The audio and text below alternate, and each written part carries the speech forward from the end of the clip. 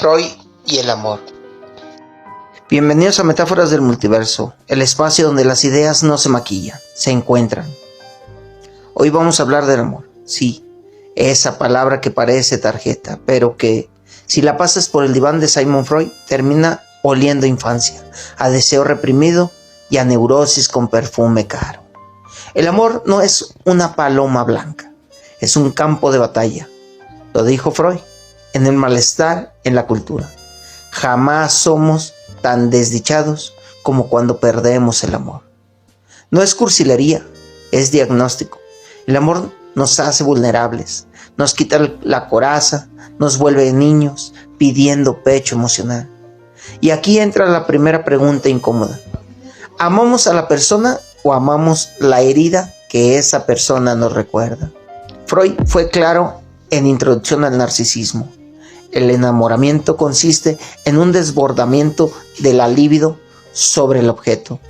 Traducido al barrio, proyectamos, inflamos, idealizamos y luego nos quejamos cuando el globo truena. Pero no estamos solos en esta tragedia. Ya Lacan remató. Amar es dar lo que no se tiene a quien no es. ¿Pero qué significa esto? Que el amor es una estafa simbólica consentida.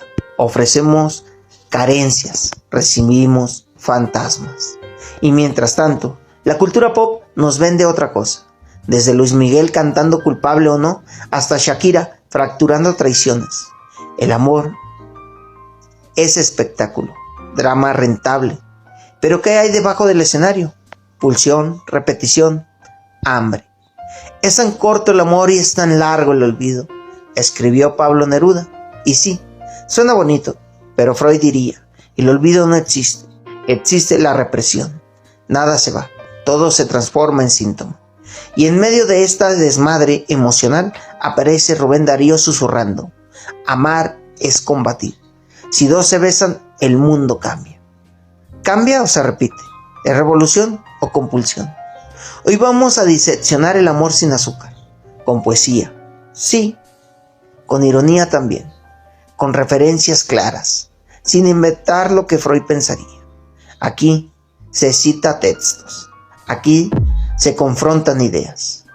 ¿El amor nos salva o nos enferma? ¿Es elección o destino inconsciente? ¿Es química o historia infantil no resuelta?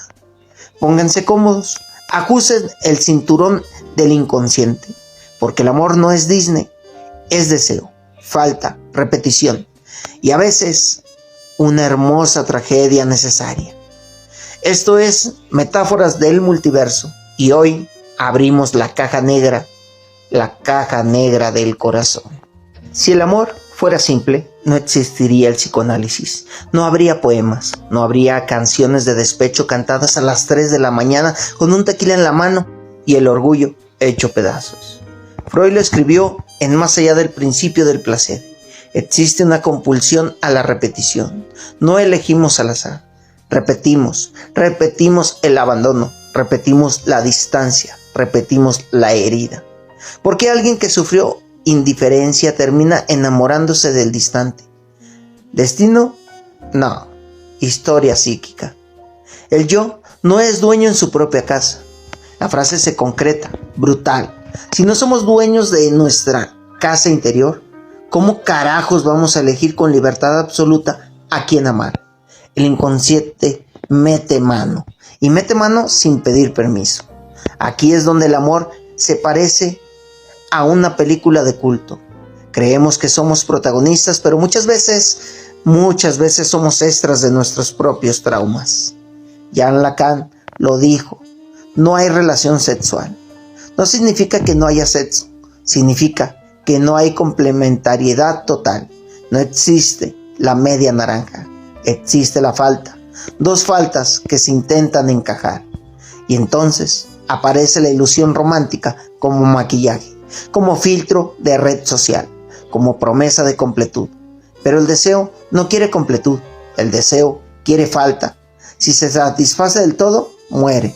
¿No es irónico? Queremos estabilidad, pero deseamos lo que se escapa. Me gusta cuando callas porque estás como ausente. escribió Pablo Neruda. Romántico, sí, inquietante también. El amor necesita un poco de ausencia. Cuando el otro está completamente disponible, el misterio se evapora. Y sin misterio, el deseo se apaga como foco viejo. Freud, en 3 ensayos de teoría sexual, fue directo. La elección amorosa está ligada a las primeras figuras de cuidado. No es poesía, es estructura. Amamos lo que nos recordó la primera forma de afecto, o su carencia. Aquí entra Jaime Sabine, con ese tono que no pide permiso. Te quiero a las 10 de la mañana, y a las 11, y a las 12 del día. Intensidad absoluta, presencia total. Pero Sabine también escribió: los amorosos callan, porque el amor no siempre sabe decirse, a veces se ahoga en su propia emoción. ¿Y qué pasa cuando el amor no es correspondido? Freud habló del narcisismo herido. El yo se derrumba. No duele solo la pérdida del otro, duele la herida al orgullo, duele no haber sido elegido. Yo no soy yo, soy este que va a mi lado sin yo verlo, escribió Juan Ramón Jiménez. Esa sombra que nos acompaña también ama, también desea, también sabotea. Y cuando elegimos pareja, esa sombra está presente. La cultura pop lo dramatiza sin pudor. Rocío Dúrcal cantando amor eterno convierte el duelo en himno. La pérdida se vuelve identidad. Amar también es perder, y perder es confirmar que algo fue real. Freud lo dejó claro en Duelo y Melancolía. En el duelo sano, el mundo se vuelve pobre. En la melancolía, el pobre es el yo. Cuando alguien nos deja y sentimos que no valemos nada, no es solo tristeza, es identificación con lo perdido. Es el yo atacándose. ¿Quién no ha sentido eso? Ese momento donde la ruptura no solo duele, humilla. El amor tiene algo de guerra silenciosa. Rubén Darío lo escribió: amar es combatir. Combatir contra el miedo, contra la inseguridad, contra el fantasma del abandono, pero también contra la idealización, porque idealizar es peligroso. Freud describió el enamoramiento como un estado donde el objeto amado ocupa el lugar del ideal del yo. Lo ponemos arriba, lo santificamos, le damos poder y luego nos sorprende que nos lastime. ¿Cómo no va a lastimar a alguien que colocamos en un pedestal imposible? La ironía es brutal. Pedimos autenticidad, pero mostramos versiones editadas de nosotros mismos. El amor comienza como casting. Mira qué interesante soy, mira qué independiente. Y después, cuando aparece la vulnerabilidad real, nos espantamos. Octavio Paz escribió en La llama doble: el amor es elección y creación. Elección consciente, sí, pero Freud añadiría: elección atravesada por el inconsciente. Creamos al otro con nuestra fantasía. Por eso duele cuando la fantasía se rompe. No perdemos solo a la persona, perdemos la historia imaginaria, el futuro proyectado, los hijos con nombres ya decididos. El deseo es caprichoso. Lacan lo formula así: el deseo es deseo del otro. Deseamos ser deseados. ¿Amamos al otro o amamos cómo nos hace sentir? Pregunta incómoda. En la música popular el drama es explícito. José José cantaba lo pasado pasado. ¿En serio? Freud diría que lo pasado nunca está tan pasado. Se infiltra, se repite, se disfraza. Cada relación nueva trae ecos de las anteriores. Cada discusión revive escenas antiguas. Cada celotipia exagerada tiene historia. Los celos no son prueba de amor, son miedo a perder el objeto que sostiene el narcisismo. Freud no romantizó los celos, los entendió como conflicto entre deseo y posesión. Y aquí viene otra pregunta: ¿amamos para compartir o para poseer? El amor maduro reconoce la alteridad. El otro no es extensión de mí, no es propiedad, no es prótesis emocional. Pero aceptar eso da miedo, porque si el otro es libre, puede irse, y entonces regresamos al punto inicial: la vulnerabilidad. Porque el amor, cuando no muere, mata, escribió Mario Benedetti. No hablaba de asesinato literal, hablaba del desgaste, de la rutina, de la erosión. Freud habló de la ambivalencia. Amor y odio coexisten. No existe amor puro, existe mezcla, pulsión de vida y pulsión de muestre danzando juntas, deseo de unión y deseo de destruir. Nunca han sentido ganas de abrazar y al mismo tiempo gritar, ya déjame en paz. Esa contradicción no es hipocresía, es estructura psíquica. El amor estable no elimina el conflicto, lo transforma, lo negocia, lo simboliza. Pero la sociedad vende otra narrativa. Si hay problemas, ahí no es. Como si el amor fuera tutorial sin errores, como si la fricción no fuera parte del encuentro entre dos historias distintas. Freud no prometió finales felices, describió tensiones inevitables entre pulsión y cultura. Amar implica renunciar a partes de uno mismo, ajustar, ceder, y eso duele. Sin embargo, también hay algo luminoso. El amor permite salir del narcisismo primario, permite reconocer al otro como distinto y valioso. Yo te quiero para empezar a quererte, escribió Sabine. El amor como proceso, no como estado estático. El problema es cuando lo convertimos en anestesia. Amar para no estar solos, amar para llenar vacíos existencial, amar como parche. Ahí empieza el desastre. Freud describió la transferencia. Desplazamos afectos antiguos sobre personas nuevas. En el amor pasa igual. No vemos al otro tal cual es. Lo vemos atravesado por recuerdos infantiles. Por eso, a veces reaccionamos desproporcionadamente. No discutimos solo por el mensaje no respondido. Discutimos con la madre ausente, con el padre distante, con la herida vieja. Y aquí la ironía. Creemos que elegimos adultos, pero muchas veces elegimos desde el niño herido. El amor consciente exige trabajo psíquico, reconocer proyecciones, aceptar límites, renunciar a la fantasía de la completud.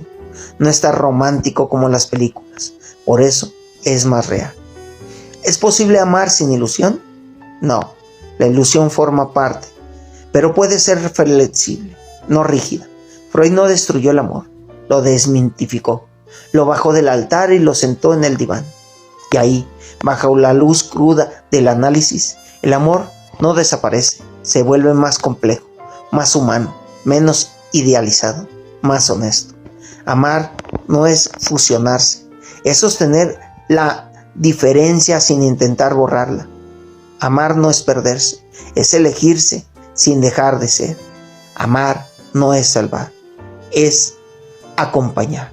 Y sí, a veces duele como demonios, pero también nos saca del encierro narcisista, nos obliga a mirar más allá del espejo.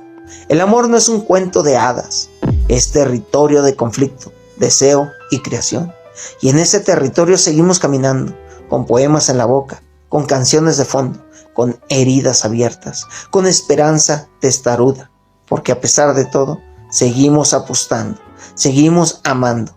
Y esa insistencia dice algo profundo sobre lo que somos. Y esa insistencia de amar no es ingenuidad, es pulsión de vida. En El malestar en la cultura, Sigmund Freud escribió que el amor es uno de los caminos más intensos hacia la felicidad, pero también una de sus fuentes más grandes de sufrimiento. No hay garantía, hay riesgo. Amar es firmar contrato sin letra pequeña visible. ¿Y por qué? Sabiendo eso, repetimos.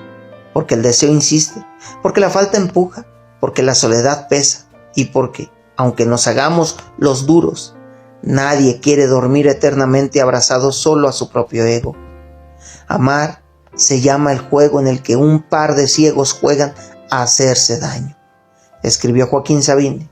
No es una teoría clínica, pero es una radiografía emocional. Ciegos no por ignorantes, sino porque el enamoramiento nubla. Idealizamos, editamos, recortamos defectos y cuando la realidad irrumpe, nos ofendemos con ella. Freud describió la idealización como un proceso donde el objeto amado ocupa el lugar del ideal del yo. Lo elevamos, lo volvemos casi sagrado. ¿Y qué pasa cuando ese diosito baja del pedestal y deja los calcetines tirados o revela su miedo a comprometerse? Ahí se cae la fantasía. Y el golpe no es contra el otro, es contra nuestra propia construcción. Nosotros, los de entonces, ya no somos los mismos, escribió Pablo Neruda. El amor cambia, no se queda congelado en la primera mirada. La pregunta es, ¿aceptamos ese cambio o nos aferramos a la versión inicial como si fuera captura de pantalla eterna? En la música popular la narrativa es intensa. Juan Gabriel gritaba, yo no nací para amar, drama puro, pero detrás del drama hay algo real, el miedo a la vulnerabilidad. Amar implica depender emocionalmente en cierto grado, y la dependencia asusta, suena a debilidad. Pero Freud habló del desvalimiento original del ser humano. Nacemos dependientes. El amor reactiva esa memoria corporal. ¿Es posible amar sin necesitar? La autosuficiencia absoluta es fantasía narcisista. Lacan fue claro. El sujeto está estructurado por la falta. No hay plenitud total. El deseo del hombre es el deseo del otro, escribió Lacan.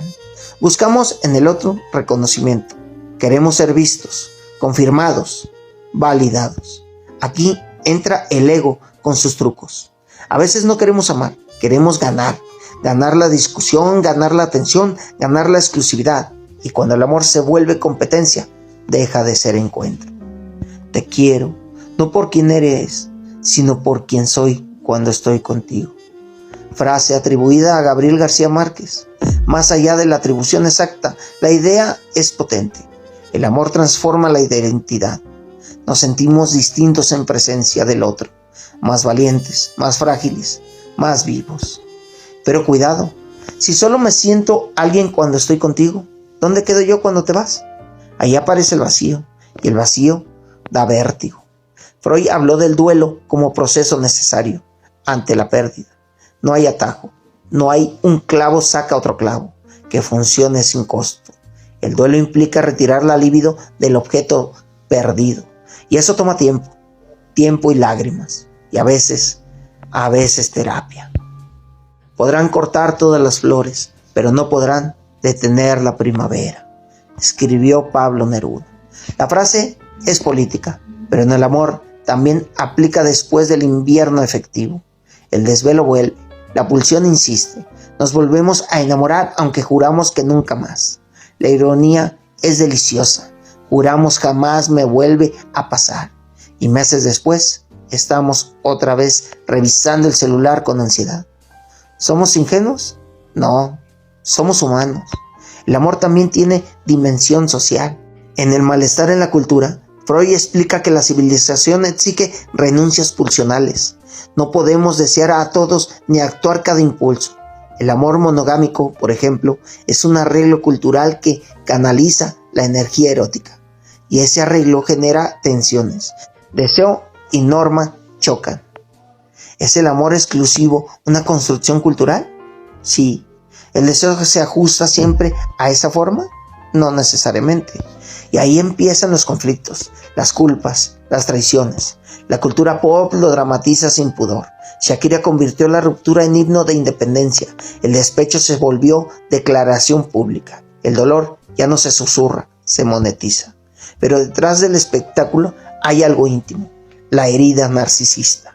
Freud describió cómo el rechazo golpea el amor propio. No duele solo perder al otro, duele no ser suficiente. Yo no te pido que me bajes una estrella azul, escribió Mario Benedetti. El amor cotidiano no necesita gestos épicos, necesita presencia, coherencia, palabra cumplida. Lo demás es escenografía. El problema es que confundimos intensidad con profundidad. Peleas explosivas, reconciliaciones apasionadas, celos dramáticos y creemos que eso es amor verdadero. Freud habló de la ambivalencia, amar y odiar al mismo tiempo. Pero ambivalencia no significa toxicidad permanente, significa reconocer la complejidad sin romantizar el daño. ¿Amar implica sufrir? No necesariamente, implica riesgo. El sufrimiento aparece cuando la realidad no coincide con la fantasía. Y como la fantasía siempre exagera, el choque es inevitable. Amor constante más allá de la muerte, escribió Francisco de Quevedo. Ideal de eternidad, pero la experiencia muestra otra cosa. El amor cambia, se transforma o termina. La eternidad es más poética que empírica. Freud no prometió eternidades, describió dinámicas, habló de transferencia, de repetición, de pulsión. El amor no es milagro, es fenómeno psíquico, complejo, y aún así hay momentos donde todo encaja. Una mirada compartida, una risa sincronizada, un silencio cómodo. Esos instantes no son ilusión pura, son encuentro real entre subjetividades. Contigo aprendí que existen nuevas y mejores emociones, cantaba Armando Manzanero. Aprender, esa palabra importa. Amar también es aprendizaje, aprender límites, aprender a escuchar, aprender a pedir sin exigir. El amor adulto no elimina la falta, la reconoce. No busco completar, busco acompañar. No exige fusión, respeta distancia. Lacan habla del amor como acta simbólico. Decir te amo no es descripción, es acto. Es compromiso performativo, pero las palabras deben sostenerse en hechos, si no, se vacía. ¿De qué sirve prometer eternidad si no puedes sostener presencia cotidiana? El amor no vive de discursos grandilocuentes, vive de coherencia. Freud mostró que el ser humano no es transparente para sí mismo. Entonces, amar exige humildad, reconocer que puedo equivocarme, que puedo proyectar, que puedo herir sin querer. Amarse es el principio de una historia de amor eterno, escribió Oscar Wilde. Narcisismo saludable, sin autoestima mínima. El amor se vuelve medicinal, emocional, pero exceso de narcisismo impide amar al otro como distinto. Equilibrio, palabra difícil. El amor no es salvación mágica, no cura traumas automáticamente, no reemplaza terapia, no llena todos los huecos existenciales. Quien busca en la pareja un padre, una madre, un terapeuta y un Dios termina frustrado. Freud desmontó la ilusión religiosa en varios textos. El amor romántico a veces ocupa ese lugar, fe absoluta en el otro, y cuando el Dios falla, la caída es devastadora. Entonces, ¿qué queda? Queda la posibilidad de amar sin idolatrar, de desear sin poseer, de acompañar sin absorber. El amor no elimina la soledad estructural del sujeto, pero la hace más llevadera. Compartir el vacío no lo borra, lo humaniza. Y aquí estamos, con heridas, con poemas, con canciones de fondo, con teorías psicoanalíticas y con mensajes no respondidos. El amor no es perfecto, es contradictorio, es intenso, es a veces absurdo, pero también es uno de los pocos espacios donde el yo deja de ser el centro absoluto. Amar es salir del espejo y mirar a otro rostro, sabiendo que nunca lo entenderemos del todo. Y aún así sabiendo todo, nos quedamos. El amor no es un cuento de hadas, tampoco es una condena inevitable. Es una experiencia atravesada por deseo, historia, cuerpo e inconsciente. Sigmund Freud lo dejó claro. Amar nos expone al mayor placer y al mayor dolor. No hay garantía de final feliz. Hay riesgo, y el riesgo es estructural. Sí, el yo no es dueño en su propia casa. Entonces, el amor nunca será completamente racional. Amamos con memoria infantil, con fantasmas, con heridas que a veces ni recordamos. Repetimos patrones, idealizamos, proyectamos, y cuando la realidad rompe la fantasía, duele. Pero ese dolor no es prueba de fracaso, es prueba de que había inversión libidinal, de que algo estaba en juego. Lacan dijo, amar es dar lo que no se tiene a quien no es. La frase no es cinismo, es lucidez. Amamos desde la falta, no desde la plenitud. Y quizá ahí radica la dignidad del acto amoroso, ofrecer vulnerabilidad en un mundo que premia la máscara. Los poetas lo entendieron sin diván. Sabine escribió, los amorosos andan como locos porque están solos. Amar no elimina la soledad estructural del sujeto, pero la transforma, la vuelve compartida, la hace menos fría. Octavio Paz afirmó en La llama doble que el amor es una apuesta contra el tiempo y la muerte, no porque nos vuelva eternos, sino porque crea sentido, y el sentido sostiene. La cultura pop grita lo que el psicoanálisis analiza. Desde José José suplicando amar y querer no es igual, hasta Juan Gabriel confesando abandono. El amor se canta porque pesa, porque quema, porque deja huella. Entonces, ¿vale la pena amar si duele? La alternativa es el encierro narcisista, el blindaje emocional. Y eso no es paz, es aislamiento. Amar implica aceptar que el otro es distinto, que no nos completa, que no nos pertenece. Implica negociar diferencias, tolerar frustración, reconocer límites. El amor adulto no es fusión, es encuentro entre dos historias incompletas. No promete salvación absoluta, promete compañía lúcida. No se trata de buscar perfección, se trata de sostener la mirada cuando la idealización cae, de elegir quedarse, no por miedo a la soledad, sino por deseo consciente. Amar es arriesgar el orgullo, es aceptar que podemos perder, es reconocer que no controlamos todo y aún así dar el paso. El amor no es Disney, tampoco es tragedia griega permanente, es tensión viva entre deseo y realidad. Y quizá la pregunta final no sea, ¿el amor duele? Sino, ¿quién queremos ser cuando amamos? Porque en ese acto se revela nuestra ética, nuestra historia y nuestra capacidad de salir del espejo. Este es el canal de Metáforas del Multiverso. Y aquí no romantizamos la ceguera, la miramos de frente y aún así elegimos amar. Si al cerrar estas palabras queda en el aire una sombra leve, no la disipéis, dejadla temblar como lámpara antigua en medio de la noche. Si alguna idea golpeó la puerta y no supistes si abrir o callar, no huyáis. Las puertas que crujen son las únicas que conducen a habitaciones verdaderas. Aquí no prometemos certezas, solo preguntas que respiran, solo verdades sin maquillaje, solo ese murmullo que insiste cuando el mundo guarda silencio. Dicen que el amor es llama, otros que es herida.